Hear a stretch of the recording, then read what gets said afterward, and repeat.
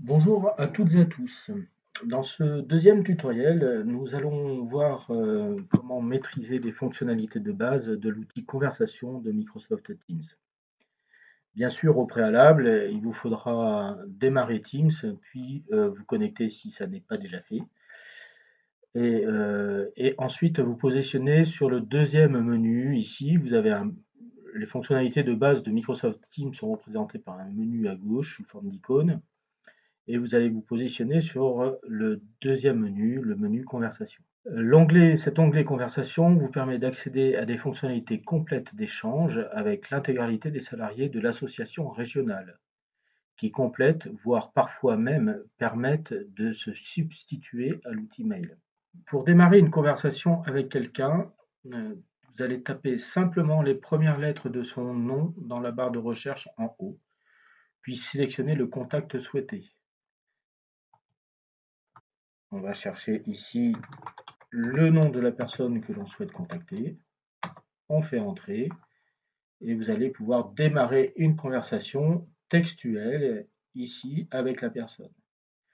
Je vous laisserai découvrir les différents menus ici qui vous donnent des fonctionnalités avancées de cet outil conversation. Sur votre gauche ici vont s'afficher des conversations récentes que vous avez pu avoir. En gras, s'afficheraient les conversations que vous n'aurez pas pour lesquelles vous n'aurez pas pris connaissance, tel un mail que vous n'auriez pas ouvert une première fois pour en prendre connaissance. Il est tout à fait possible d'intégrer plusieurs personnes dans une conversation, un peu comme le proposent aujourd'hui des outils comme Facebook, Messenger ou WhatsApp.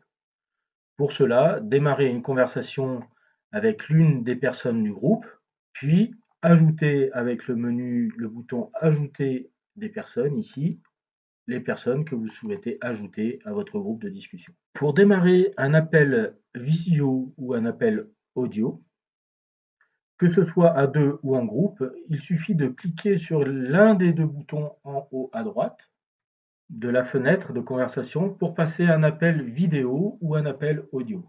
Au cours d'un appel visio ou audio, lorsque vous bougerez la souris, une barre d'outils apparaît en bas de l'écran. Alors bien sûr, je vais vous afficher la barre d'outils sous forme de capture d'écran puisque je ne suis pas en mode appel. Cette barre d'outils, la voici représentée. Je vais vous présenter rapidement les différentes icônes. La première icône que vous voyez ici, c'est simplement l'icône caméra qui va vous permettre d'activer ou de désactiver temporairement votre caméra d'ordinateur. C'est utile, par exemple, lorsque la bande passante est de mauvaise qualité, ça permet de la libérer. À côté, vous avez le micro de votre ordinateur. Même chose, ça permet de le désactiver temporairement ou de l'activer pour prendre la parole. Le troisième bouton, ici, c'est l'icône écran qui va vous permettre de partager des documents en cours de réunion, de visio ou de réunion audio, mais également de partager votre écran d'ordinateur. C'est utile, par exemple, pour faire des démonstrations. Je passe rapidement sur les 3 derniers boutons que je vous laisserai découvrir par vous-même. Vous avez ici, par exemple, rajouter des participants à la conversation. Et enfin, le dernier bouton qui vous permet de raccrocher simplement une fois la réunion ou la conversation terminée. Ce tutoriel est désormais terminé. Comme d'habitude, on se dit à la prochaine fois pour le prochain tutoriel. D'ici là, prenez soin de vous et de vos proches. À bientôt.